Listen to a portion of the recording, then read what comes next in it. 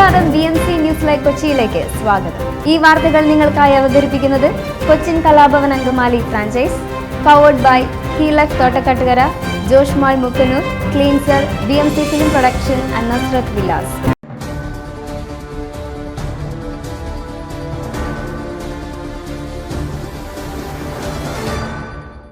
മാപ്പിലും കടുപ്പിച്ച സുപ്രീം കോടതി. പരസ്യങ്ങളുടെ വലിപ്പമുണ്ടോ പതഞ്ജലിയുടെ മാപ്പപേക്ഷയ്ക്ക്? പതഞ്ജലിയുടെ പരസ്യങ്ങൾക്കെതിരെ വീണ്ടും മുഖം കടുപ്പിച്ച സുപ്രീം കോടതി.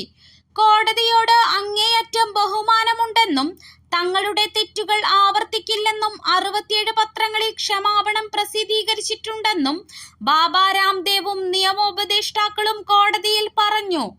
എന്നാൽ പതഞ്ജലി പത്രങ്ങളിൽ നൽകിയ മാപ്പപേക്ഷയുടെ വലിപ്പം അതിന്റെ ഉൽപ്പന്നങ്ങൾക്ക് നൽകുന്ന മുഴുവൻ പേജ് പരസ്യത്തിന് സമാനമാണോ എന്നാണ് സുപ്രീം കോടതി ചോദിച്ചത്.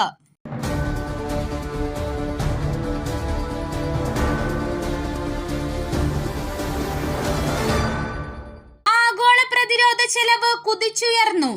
4ാം സ്ഥാനത്ത് തുടർന്ന് ഇന്ത്യ. കരുതിക്കൂട്ടി നീങ്ങി ചൈന. ലോകത്തെ പ്രതിരോധ മേഖലയിൽ ദശാബ്ദത്തിലെ ഏറ്റവും ഉയർന്ന പണം ചെലവഴിക്കൽ രേഖപ്പെടുത്തിയ വർഷമായി 2023. ലോകരാജ്യങ്ങൾ $2443 ബില്യൺ കഴിഞ്ഞ വർഷം മാത്രം പ്രതിരോധ മേഖലയിൽ ചെലവാക്കിയത്. സ്റ്റോക്ക്ഹോം അന്താരാഷ്ട്ര പീസ് റിസർച്ച് ഇൻസ്റ്റിറ്റ്യൂട്ടിന്റെ റിപ്പോർട്ട് പ്രകാരം 2023 ആഗോള പ്രതിരോധ ചെലവിൽ 6.8% വളർച്ചയാണ് രേഖപ്പെടുത്തി. അമേരിക്കയ്ക്കും ചൈനയ്ക്കും റഷ്യയ്ക്കും പുറകിൽ പട്ടികയിൽ 4ാം സ്ഥാനത്ത് ഇന്ത്യയാണ്.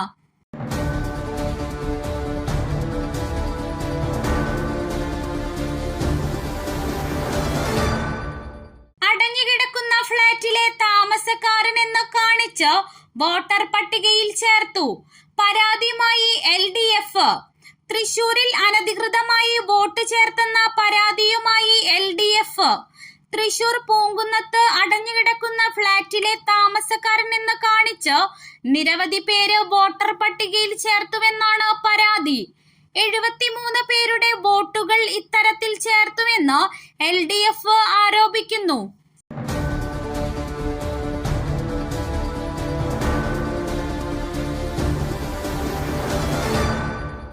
മൂന്നാറിലേക്ക് യാത്ര പോകുന്നവരുടെ ശ്രദ്ധയ്ക്ക് 17 സ്ഥാപനങ്ങൾക്ക് നോട്ടീസ് നൽകി ഭക്ഷ്യസുരക്ഷാ വകുപ്പ്.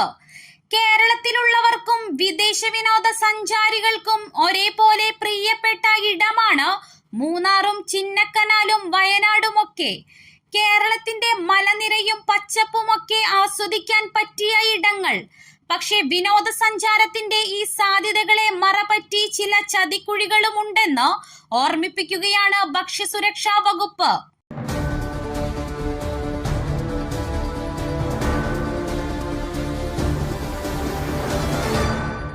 ചെന്നൈ സെൻട്രൽ റെയിൽവേ സ്റ്റേഷനിൽ യുവതി ദുരൂഹ സാഹചര്യത്തിൽ മരിച്ച നിലയിൽ.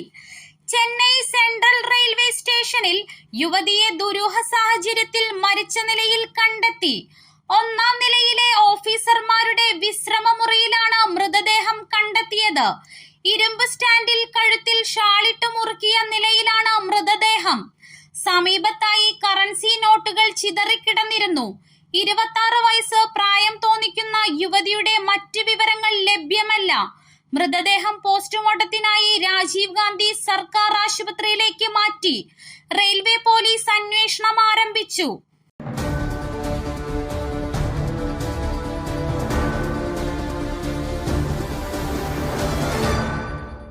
മണിപ്പൂർ കലാപം, ഹർദീപ് നിജ്ജാർ വധം എന്നിവ പരാമർശിച്ച് US മനുഷ്യാവകാശ റിപ്പോർട്ട്.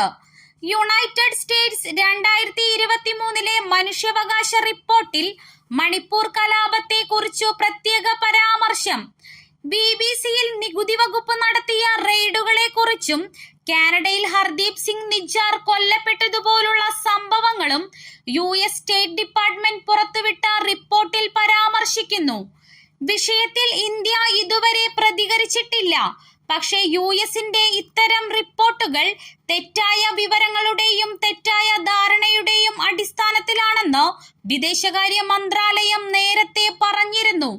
ചില US ഉദ്യോഗസ്ഥരുടെ പ്രചോദിതവും പക്ഷപാതപരവുമായ വ്യാഖ്യാനത്തെ അടിസ്ഥാനമാക്കിയാണ് റിപ്പോർട്ട് തയ്യാറാക്കിയതെന്ന് കഴിഞ്ഞ വർഷം വിദേശകാര്യ മന്ത്രാലയം പറഞ്ഞു.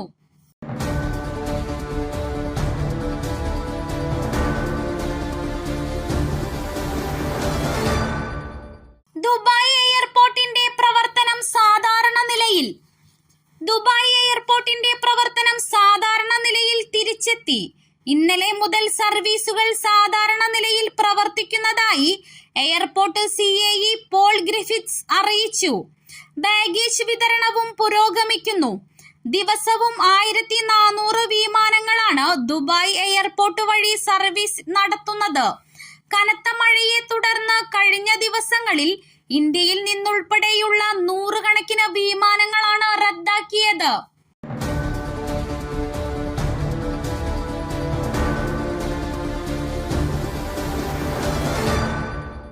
സ്വർണ്ണവില ഇടിഞ്ഞ് താഴേക്ക്, ഇത്രയും കുറവ് ആദ്യം.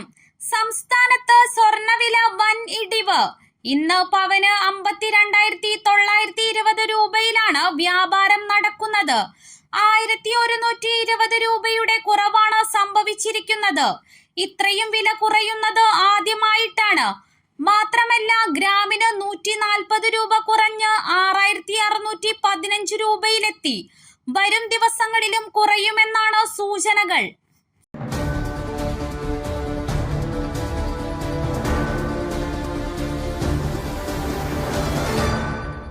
കലിയടങ്ങാതെ കള്ളക്കടൽ, മഴയും കടൽക്ഷോഭവും മുന്നറിയിപ്പ് നൽകി കാലാവസ്ഥാ കേന്ദ്രം. സംസ്ഥാനത്ത് കഴിഞ്ഞ കുറച്ചു നാളുകളായി കാലാവസ്ഥയിൽ അപ്രതീക്ഷിതമായ മാറ്റങ്ങളാണ് സംഭവിച്ചുകൊണ്ടിരിക്കുന്നത്. ഇന്നും കേരളത്തിൽ ഇടിമിന്നലോട് കൂടിയ നേരിയ മഴയ്ക്കും ശക്തമായ തിരമാലയ്ക്കും സാധ്യതയുണ്ടെന്നാണ് കാലാവസ്ഥാ കേന്ദ്രം പറയുന്നത്. മഴ പെയ്യാത്ത സാഹചര്യത്തിൽ ഈ പ്രദേശങ്ങളിൽ ചൂട് വർദ്ധിക്കും.